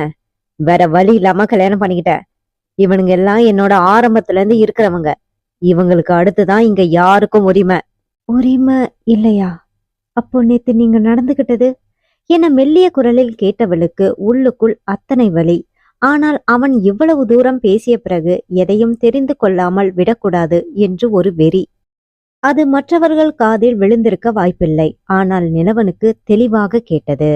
தங்கள் அந்தரங்க பிரச்சனையை மற்றவர்களுக்கு காட்சி பொருளாக விரும்பாதவன் யாருக்கும் கேட்காத வண்ணம் அவள் அருகில் சென்று, நேத்து நான் நடந்துகிட்டது என்னோட ஃபீலிங்ஸ்.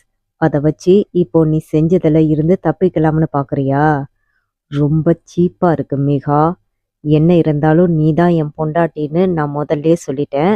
ஆனா உரிமை நான் உனக்கு கொடுக்கறது தான் என சொல்ல அதற்கு மேல் அவனிடம் எதையும் பேசும் சக்தி அவளுக்கு இல்லை.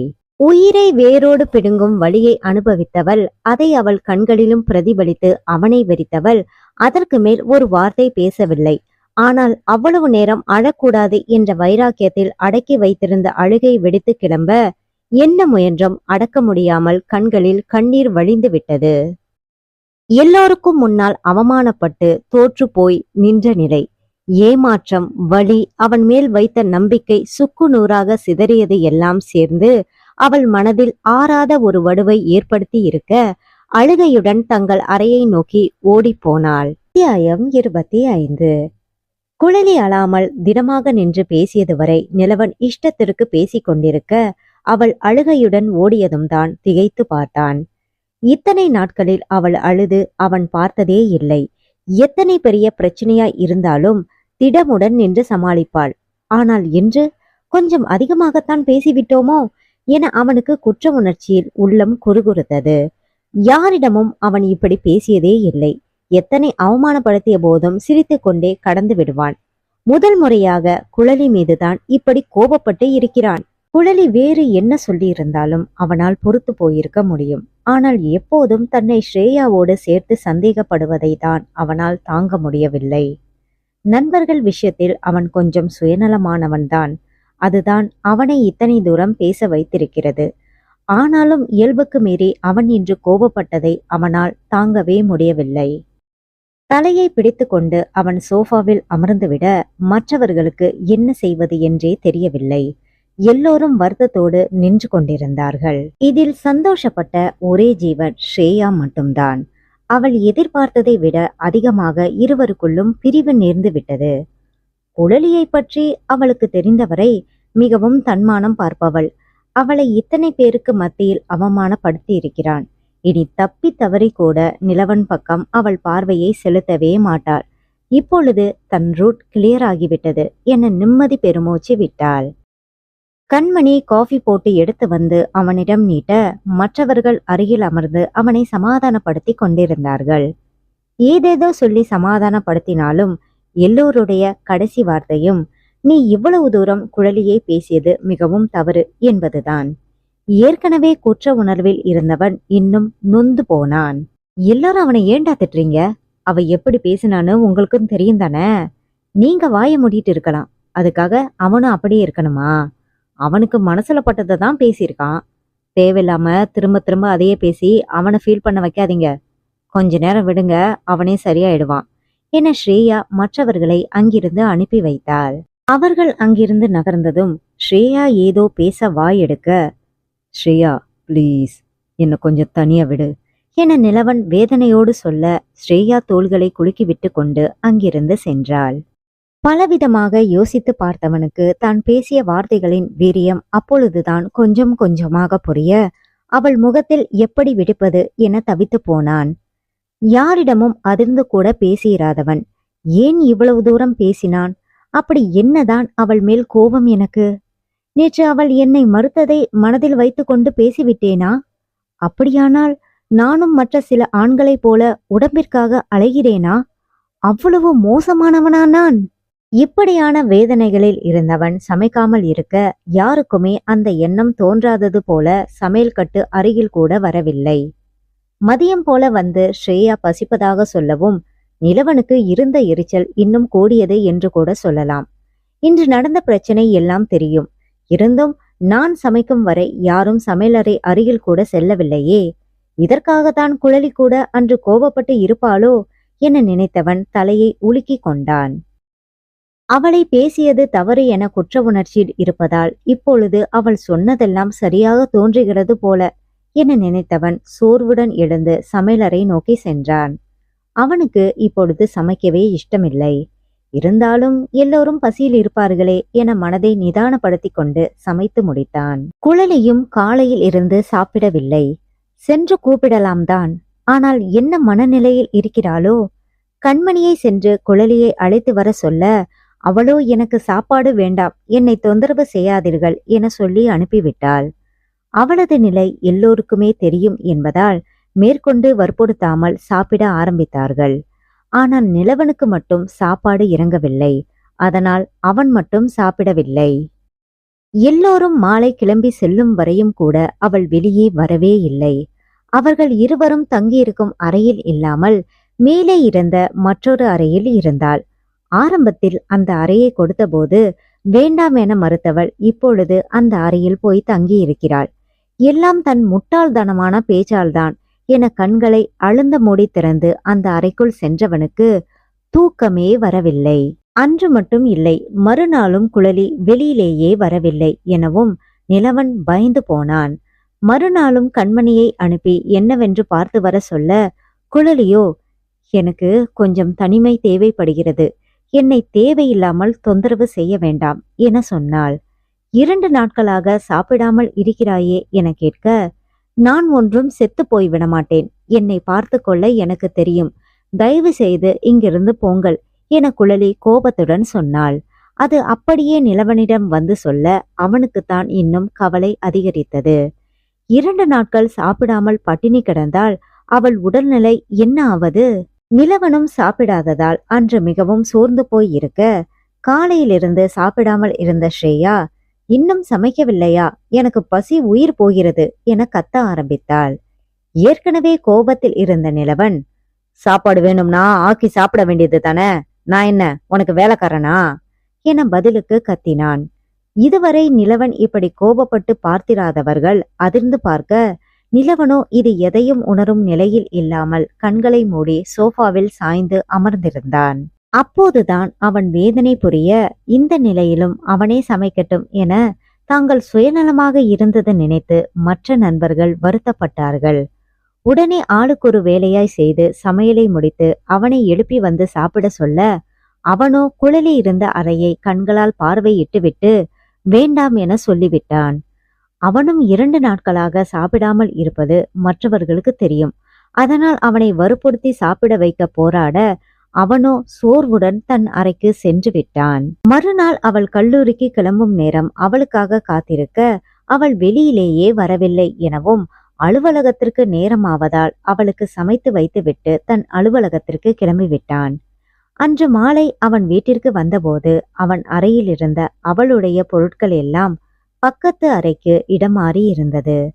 வெளியில் வந்தால் அவளிடம் மன்னிப்பு கேட்கலாம் என பார்த்திருந்தால் அவளை கண்ணிலேயே காணவில்லை எனவும் தவித்து போனான். மேலும் 2 நாட்கள் கழிந்த நிலையிலும் அவள் கல்லூரிக்கு போவதும் வருவதும் தெரிந்தாலும் கூட அவளை அவனால் பார்க்கவே முடியவில்லை. எப்போது போகிறாள் வருகிறாள் என அவனுக்கு தெரியவே இல்லை. இத்தனைக்கும் நடுவில் அவன் சமைத்து வைத்த உணவும் தொடப்படாமல் அப்படியே ஆறி கிடந்து வீணாகி போனது.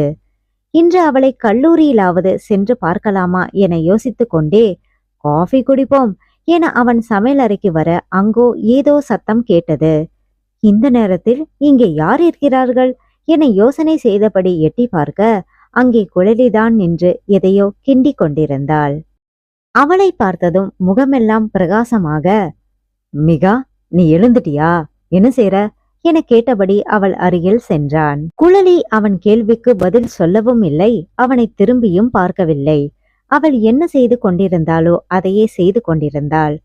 போனை பார்ப்பதும் கிண்டுவதுமாக கிச்சனில் அந்த பாத்திரத்தோடு போராடி கொண்டிருந்தாள்.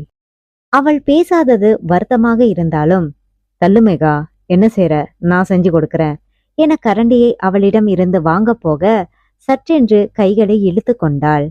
அவள் அப்படி விலகியதும் அவனுக்கு சுருக்கென்று வடிக்க வேதனையாக அவளை பார்த்தான். அவள் அவனை திரும்பி பார்த்தால்தானே அவன் வேதனைப்படுவதெல்லாம் அவள் கண்ணுக்கு தெரியும்.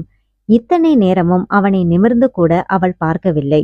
செய்யும் வேளையில் மட்டும் கவனமாக இருந்தாள். ஒரு வழியாக சமைத்து முடித்தவள் அதை எடுத்து டைனிங் டேபிளில் வைத்து ஒரு தட்டில் போட்டு ருசி பார்க்க அவளாலேயே அதை சாப்பிட முடியவில்லை.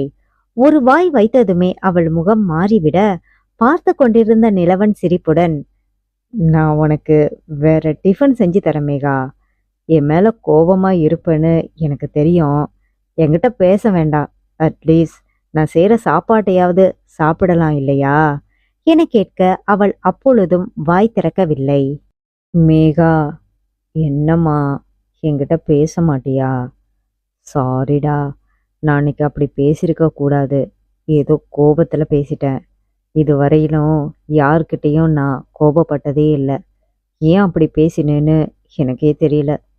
இனிமே சத்தியமா நான் உன்னை அப்படி பேசவே மாட்டேன். உன்னை அப்படி பேசிட்டு என்னால் நார்மலாக இருக்கவே முடியலை. எதையோ இழந்தது மாதிரி இருக்கு. ப்ளீஸ் மேகா, இந்த ஒரு தடவை மட்டும் என்னை மன்னிச்சிடு என சொல்ல அவளிடம்தான் பேசிக் கொண்டிருக்கிறான் என அறிந்தாலும் அவன் பேச்சு காதில் விழாததைப் போல தான் செய்ததை எடுத்து குப்பை தொட்டியில் போட்டவள் பசியில் வந்த சோர்வுடன் மாடி ஏறி தனது அறைக்கு சென்று விட்டாள்.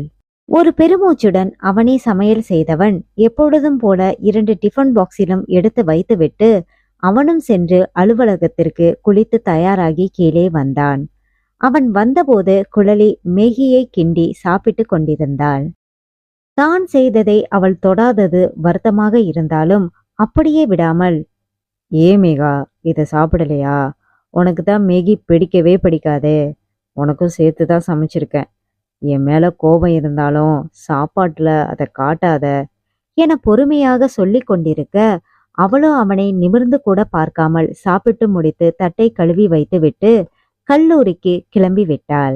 அவள் என்ன உதாசீனப்படுத்தினாலும் கவலைப்படாமல் மீண்டும் அவளை தேடி சென்றவன் அவன் பேக் செய்து வைத்திருந்த டிஃபன் பாக்ஸை நீட்ட, அவளுக்கு சுர்ரென்று கோபம் எகிரினாலும் பல்லை கடித்து கொண்டு பொறுமை காத்தவள் எதுவும் பேசாமல் தன் கல்லூரி பையை எடுத்துக்கொண்டு கிளம்பி விட்டாள்.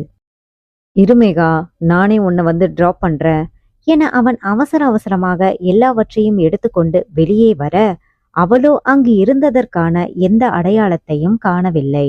வேகமாக பைக்கை எடுத்துக்கொண்டு அவளை தேடிக்கொண்டு போக சற்று தொலைவில் இருந்த பஸ் ஸ்டாப்பில் நின்றிருந்தாள்.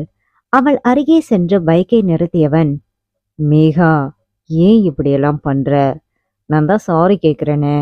என்னை மன்னிக்க தோணலனாலும் பேசலனாலும் இப்படி அவாய்ட் பண்ணாத, ரொம்ப கஷ்டமா இருக்கு என குரலில் உண்மையான வருத்தத்தை காட்டி சொன்னான். அத்தனை நேரம் போல இல்லாமல் அப்பொழுதுதான் அவனை நிமிர்ந்து பார்த்தவள் பிறகு திரும்பிக் கொண்டு அலட்சியமாக தோள்களை குலுக்கிவிட்டு கொண்டாள். அவளது அந்த அலட்சியம் அவனை பெரிதாக பாதித்தது. அந்த பஸ் ஸ்டாப்பில் நின்றவர்கள் எல்லோரும் அவர்களையே பார்ப்பது மாதிரி தோன்ற சுற்றி முற்றி பார்த்தவன் தயக்கத்துடன் அவளை பார்க்க, அவளோ அவன் நிற்பதை பற்றி கவலைப்படாமல் அருகே வந்த பஸ்ஸில் ஏறிக்கொண்டாள். அப்போது மட்டுமல்லாமல் அதன் பிறகு அவனை சுத்தமாக கண்டு கொள்வதும் இல்லை, பேசுவதும் இல்லை. யாரோ ஒருவன் போலத்தான் நடந்து கொண்டாள். அவ்வளவு நாட்களாக அவள் அருகில் இருந்தபோது தெரியாதது அவள் பேசவில்லை என்றதும் தான் தனிமையை உணர்ந்தான். இந்த அளவு அவளை எண்ணி ஏங்குவான் என அவன் எதிர்பார்க்கவே இல்லை. இவ்வளவு நாட்கள் அவன் இப்படி இயல்பை தொலைத்து இருந்ததே இல்லை. அலுவலகத்தில் கூட யாரிடமும் சரியாக பேசாமல் இருக்க எல்லோரும் அவனுக்கு என்ன ஆனது என்று கேட்கும்படியாக அவன் மாறி போயிருந்தான். நண்பர்களுக்கும் கூட அவனை அப்படி பார்த்ததில் கவலைதான். இயல்புக்கு மாறாக அன்று குழலியிடம் அவன் அப்படி பேசியதே அவர்களுக்கு அதிர்ச்சி என்றால், இப்பொழுது சுயத்தை தொலைத்து எதையோ இழந்ததை போல இருப்பவனை பார்க்க இன்னும் அதிர்ச்சியாக இருந்தது. விஷ்ணுவும் ராமும் அவன் அருகில் அமர்ந்து, என்ன ஆச்சுடா என கேட்க பெண்களும் கவலையோடு பின்னால் நின்றிருந்தார்கள். தெரியலடா, ஏன் இப்படி இருக்குன்னு எனக்கே தெரியல. அவளை அப்படி பேசினதுக்கு அப்புறம் ரொம்ப குற்ற உணர்ச்சியா இருக்கு. ஏதோ பெருசா தப்பு பண்ணிட்ட மாதிரி தோணுது. கண்ணை மூடினாலே கடைசியா அவ அழுதபடி ஓடுனது தான் ஞாபகம் வருது. எதுக்காக அப்படி பேசினேன்னு எனக்கே தெரியல. அப்படி என்னதான் அவன் மேல எனக்கு கோபம் இருந்துச்சோ, இது நான் தானான்னு எனக்கே டவுட்டா இருக்குடா என சொன்ன நிலவன் முகத்தை அழுந்த துடைத்து கொண்டான். எங்களுக்கும் அதே டவுட்டு தான்டா. எங்க முகே இப்படி இருக்க மாட்டான். என்ன பிரச்சனைனாலும் அதை சரி செய்யாம நீ இப்படி சோர்ந்து போய் இருக்கிறத பார்க்க எங்களுக்கே ஒரு மாதிரி இருக்குடா. இப்போ என்ன நடந்து போச்சு? ஏதோ கோபத்துல பேசிட்ட. அதை எடுத்து சொன்னா குழலி புரிஞ்சுக்காமலா போக போறா? கண்டிப்பா உன் மேல கோபம் இருக்குந்தான். கொஞ்ச நாள் தொடர்ந்து அவளை சமாதானப்படுத்து. அவளே கொஞ்ச நாள்ல எல்லாத்தையும் மறந்து மன்னிச்சிடுவா என ராம் அவன் கைகளை பிடித்து ஆறுதலாக சொல்ல, அவனுக்கும் அப்பொழுதுதான் கொஞ்சம் யோசிக்க முடிந்தது. தவறு தன் மேல்தான், இனி என்ன செய்தாவது அவளை சமாதானப்படுத்த வேண்டும் என நினைத்து கொண்டவன், தேங்க்ஸ்டா என்றபடி ராமை அணைத்து கொண்டான். அதன் பிறகு குழலியிடம் தலைகீழாக நின்று தண்ணீர் குடித்து பார்த்து விட்டான். அவள் ஏதாவது பேசினால்தானே அவளை சமாதானப்படுத்த முடியும். அவன் ஒருவன் அங்கு இருக்கிறான் என்று அவள் உணர்ந்தாளா என்றே தெரியவில்லை. அந்த அளவு சுத்தமாக அவனை திரும்பி கூட பார்ப்பதில்லை. அவளது பாராமுகமும் நாளுக்கு நாள் அவனுக்கு மனச்சோர்வை ஏற்படுத்தி கொண்டிருந்தது. தொடரும்.